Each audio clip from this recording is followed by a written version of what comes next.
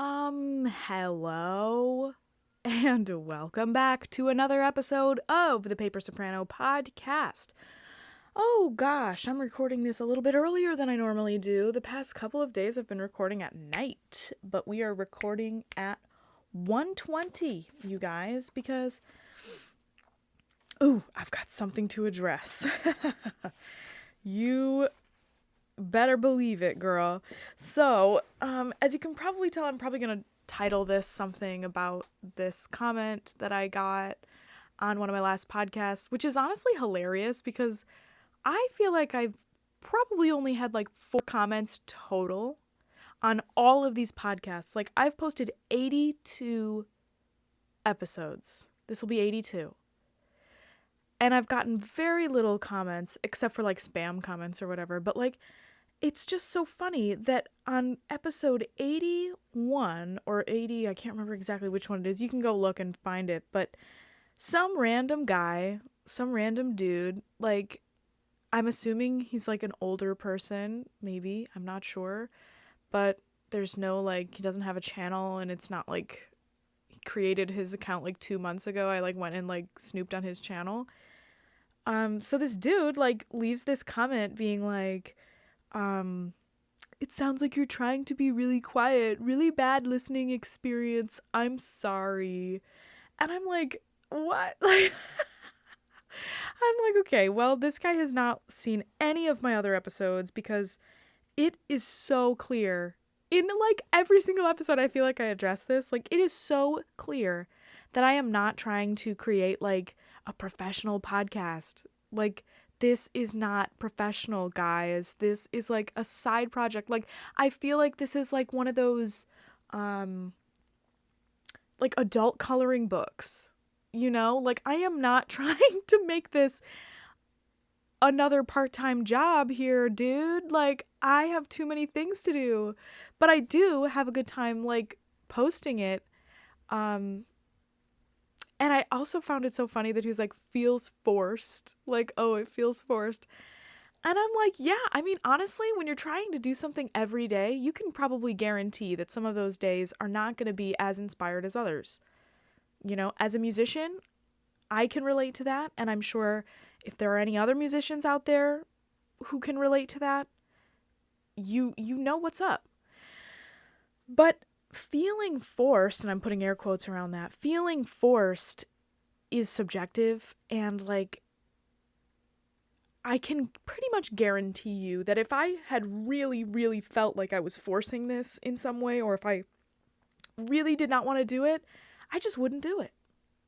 I just would not do it. Nobody's holding a gun to my head being like, you have to post this podcast every single day. Like, nobody is really even listening to it either. So it's like, it's okay that it's the quality that I wanted it to be, first of all, because I intended it to be that way, but also because it's not like I'm submitting this for a grade or anything. And now listen, I know that this is in the public eye and I'm posting this, and anybody's criticisms are valid for sure. But I wanted to be like, I'm sorry, because I feel like I want to like give you recommendations for other podcasts that you might actually like. Like, if you're looking for something that's more professional, there are so many good ones out there. Oh my God.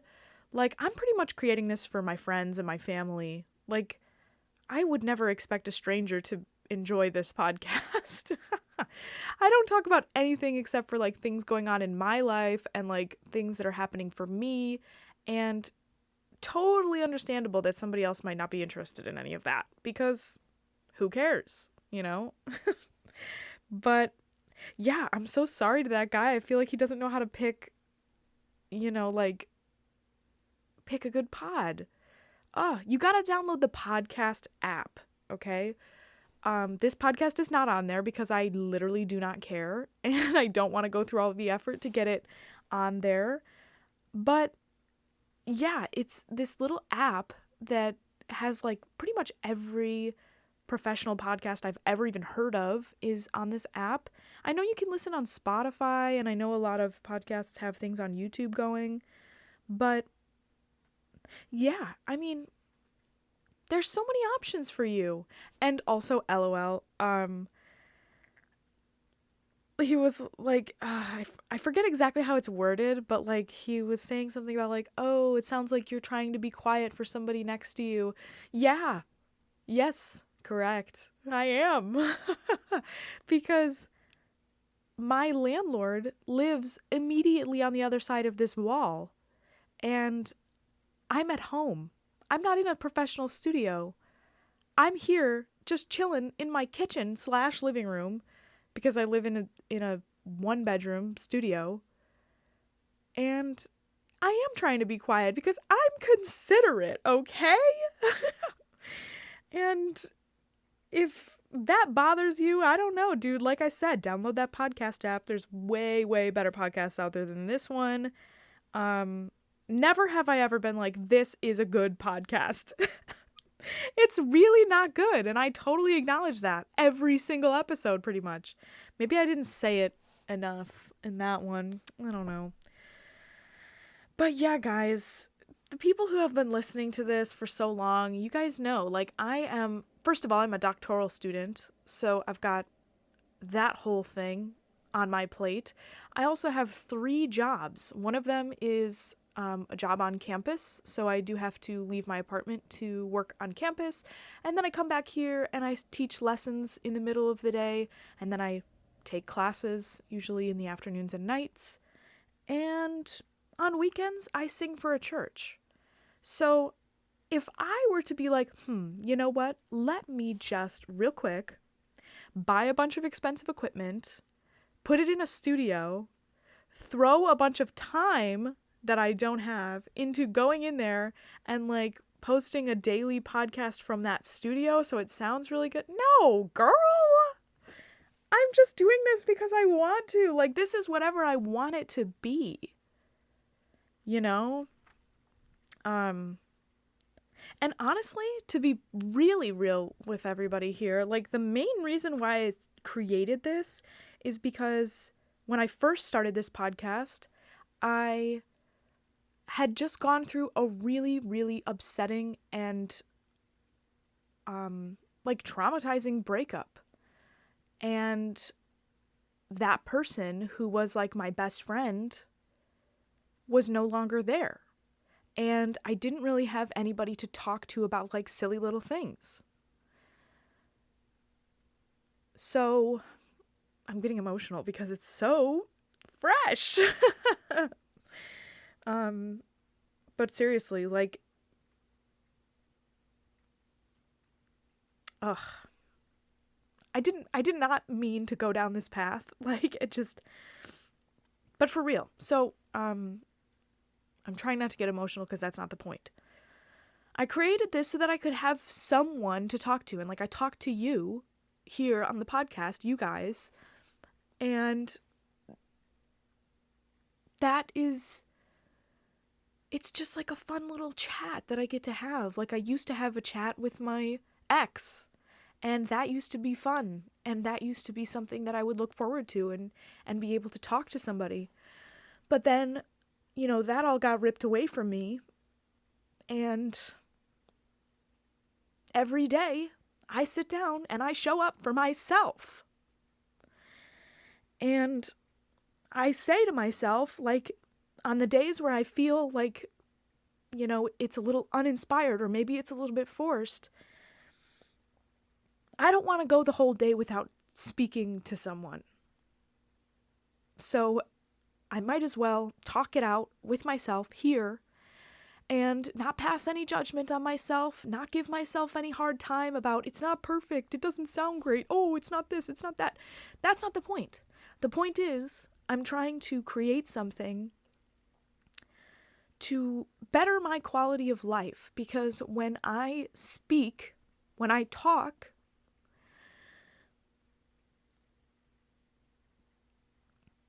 my whole life is better. You know, like my whole experience becomes more meaningful and I can like mull things over. I don't know. I feel like I'm not the only one who like gets wrapped up in their mind, and like when you're talking about something or when you're talking about something you mull it over and you just have more insightful things to say after it, and your brain can process it in a better way, which is why I think therapy is really good. Therapy works, and if you talk about things with someone who has good suggestions for you and then you actively act on those behavioral changes, then there you go. But it starts with talking. It starts with just getting it all out there. So, that all being said, this is whatever I want it to be, again. And I know that creating a podcast is really common these days. Like, everybody and their mother has a podcast. And I just want you all to know that I am not trying to get famous or not trying to compete with these other good podcasts. I hope that's so clear. I never, ever, ever, ever want anybody to think that I'm like trying to put down other podcasts or trying to get famous with this one or trying to get attention from this. I could care less. And I just find it so interesting that I try and project that throughout the content of the podcast, and somebody says something negative and I'm so enthralled with that negative comment. Like, I'm so wrapped up in it. And I think that the reason why I'm recording now, because I saw that comment earlier, I'm recording this now because I just need to get it off my chest and talk about it, and then I can move on, you know? I'm here to not dwell on these little things. Like, I know this isn't the last of the negative comments that will probably come on these videos, but I can guarantee you that I am actively not trying to be affected by them. Like, I think that, yeah, and I might like engage in the comments, and I might say something back to this person or whoever, but it's not my goal, and it's just not, right now it feels important to me because it's like one of the first times I've ever had like a negative comment from a perfect stranger, you know? But it's not something that I want to care about, so I'm just deciding to stop caring about it. And there is a lot of negativity in the world that I am very much aware of as a member of many social medias.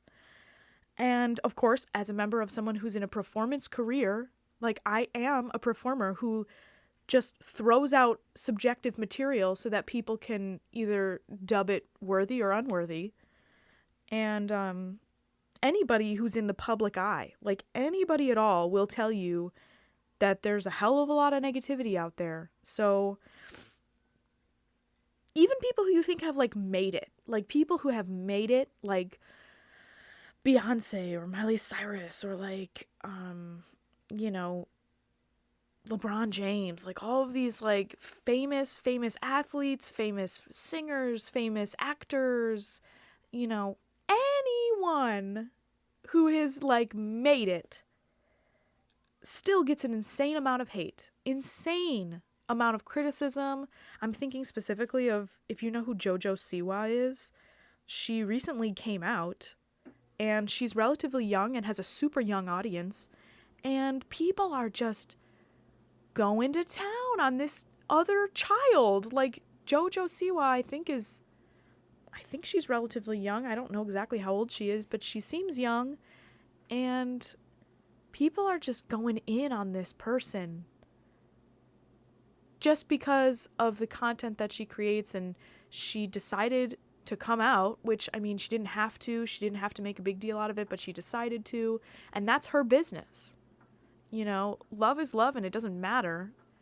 And still, people find the need to like write articles about her and, you know, post nasty things on her comment sections everywhere. And this poor girl, you know, she's just trying to live her life and create and be JoJo Siwa, which is honestly she's not my particular cup of tea. I don't dislike her by any means, but I'm not like into her music, or her stuff. I think I really only just know her from Dance Moms when I used to watch that on TLC in like 6th grade.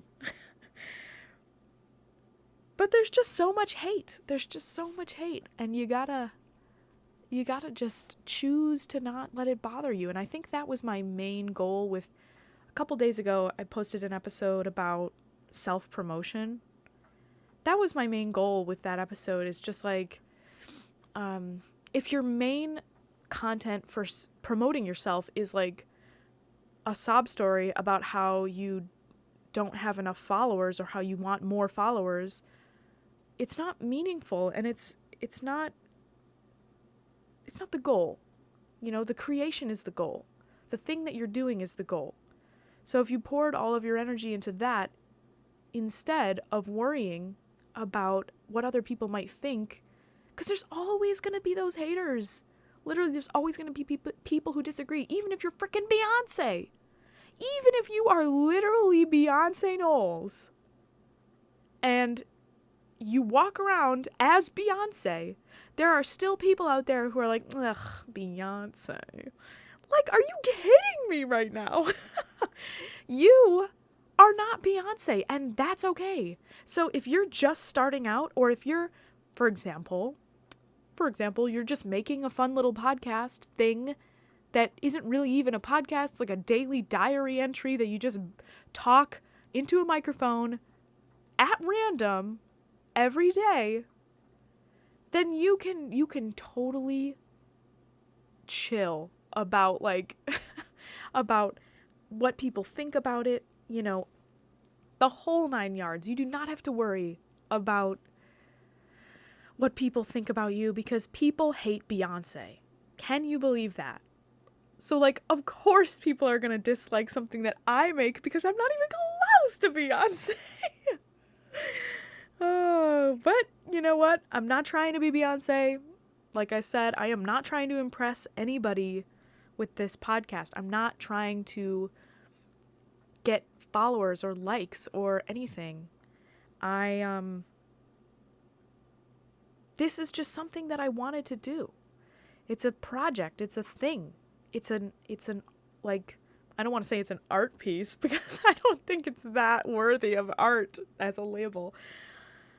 But it's a creation. It's something that I am making, and that's something that I'm proud of. And I think if I've learned anything from the podcast thus far, it has been to just relentlessly create and unapologetically throw things out into the universe, because if I like it and if I want to do it, like if I'm sitting down here and I'm putting in the effort and the time and I'm using my voice, which is my instrument, I'm putting my voice at risk, speaking for X amount of minutes per day, just me,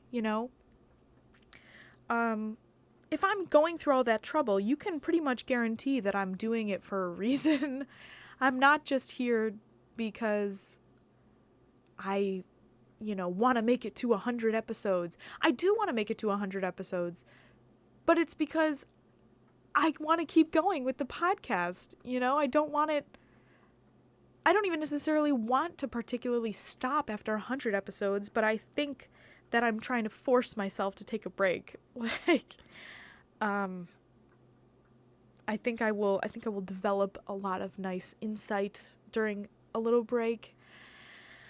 And I think I just should take one after 100. I think that's pretty clear. I've got a lot going on. So if people like this podcast, if you do like this podcast, that's your own thing. And I appreciate that. I think that's nice, but that's totally separate from me creating this, if that makes any sense. And I really hope that doesn't come across as arrogant, or it doesn't make you feel like I care about you less, because I do care about people who listen to this, and I think that is a nice thing. But mostly, I care about this podcast because, one, it's my creation, and two, it's for my friends, it's for my people. it's for my family. It's for my acquaintances who I haven't talked to in a long time. It's for the guests that I've had on this podcast. It's for them, you know? And it's for me. Because, as I said before, I used to talk to my boyfriend every day. And it seems pretty sad, but now I don't really have anybody to talk to like that. So I'm trying to train myself, my problematic brain, I'm trying to train myself to be able to talk to myself that way. And to be able to not rely on another person to have to, to have to be on the other end of the conversation. Like, I can speak to myself, and I can have a good time hanging out here, having a chat by myself. And, yeah, that's how I feel. So, I feel like I've been very candid with all of you, and I hope that you understand that I really do enjoy this podcast, and if I do move over to Twitch at some point, I think that'll just be a whole nother experience. It will be almost completely different than what this is. So I want people to understand that I am trying to grow as an individual with this podcast. I'm trying to expand my own horizons. I'm trying to push myself out of my own comfort zone of just shutting down and turning everybody away, because that's easy to do. When you're upset, it's easy to not say anything, and it's easy to just lock yourself up. But I've been dedicated to showing up for myself every day for the past 82 days. So, that being said, you guys, let's do a little bit of reading, as we do every day on this podcast. We take an excerpt from our Minute Sketches of Great Composers book, which I have found very interesting. Oh my god, and it couldn't be any better. Today we have Richard Strauss. Oh my god. Oh my god, dude. This book was written so long ago that it doesn't have a death date for Strauss. It doesn't have him as dead. Oh my god, so he was still alive when this was written. That is so precious. This is great because even just the other day I was talking about how I get really bummed out. Hold on. I get really bummed out when they talk about all these dudes dying, like they all get like syphilis or something and then die. And now, for this one, we're not going to have that. Wow. The universe really knows me. Okay, so we've got Strauss here. His subtitle is A Romantic Realist. Born 1864. Not dead yet, apparently, when this was written in the 1930s. No father ever gave his son a more complete kit of tools for his trade than the elder Strauss, a distinguished horn player, bestowed upon his son Richard. Born in Munich on June 11, 1864, he was taught to read his notes before his letters, to play the piano at 4, to compose as naturally as he talked. His equipment included, as well, a full set of prejudices against so-called modern ideas, especially Wagner's. Oh, okay. His equipment. Okay, I'm confused by that, but I'm also an idiot, so... All the tricks of the orchestral trade, which he had at his fingertips when he left Munich University at 20, were vowed to the perpetuation of the classical ideas of Mozart and Beethoven. But he had a friend, Alexander Ritter, who led him, if not astray, then away from the classic, through the flowery paths of program music and so to realism. A chance hearing of Tristan und Isolde, reduced him to apologetic raptures and caused him to write his first symphonic poem, Aus Italien, on an ensuing trip. 8 others followed: Macbeth, Don Juan, Death and Transfiguration, Till Eulenspiegel, Thus Spake, Zarathustra, The Hero, Don Quixote, and the Domestic Symphony. All are so eloquently expressive that the accompanying program notes are hardly required.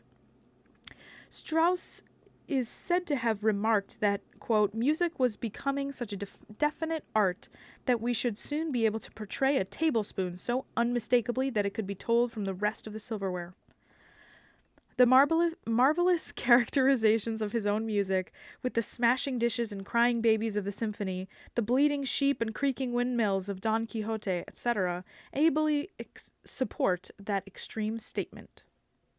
I kind of love that. I'll talk about that in a second. But now the opera beckoned. Rosenkavalier, love it, favorite. Salome, Electra, and the Egyptian Helen are products of his third or realistic period of composition. They range in mood from the airy waltz romance of Rosenkavalier to the plangent dissonances of Salome. Their frankness at first laid them open to the charge of vulgarity, but as realism in music has come to be increasingly admired, their success in that realm has silenced their critics. Beautiful songs and choruses, chamber music, and 2 symphonic symphonies complete the list of his works. The blonde, blue-eyed giant of immaculate appearance has played the piano, conducted, and collected honors and degrees all over the world, including America. But he loves best a glass of beer and a game of cards in his own home with the wife he married, characteristically after hearing her sing Elizabeth in Tannhäuser when he conducted at Bayreuth. Here he has continued composing, nothing daunted by his worldwide reputation as Prince of Program Music, makers of the first of the moderns. Wow! Yeah, I love that thing about the spoon. That really reminds me of jazz a lot, because Daryl, if you're listening, Daryl was my first jazz teacher, and I will never forget this really bizarre exercise that we did where he was like, oh yeah, play us your day. Like, we were doing like icebreakers, I guess you could say. And it was the first day, and he was like, yeah, play through your day. Just, play me your whole day.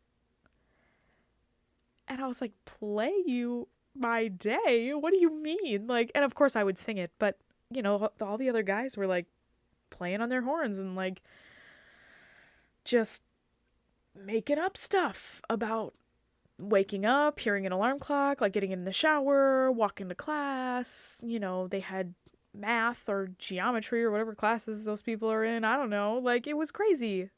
But you could kind of hear it. And we talked about that kind of thing. So, yeah, I didn't know that our boy Richard was into that kind of thing. I would love to hear what a teaspoon sounds like compared to a tablespoon. Oh gosh. All right, you guys, I've got to teach a lesson in 10 minutes, so I got to go. So this will probably get posted in a little bit. Okay? Not that anybody knows or cares about that, but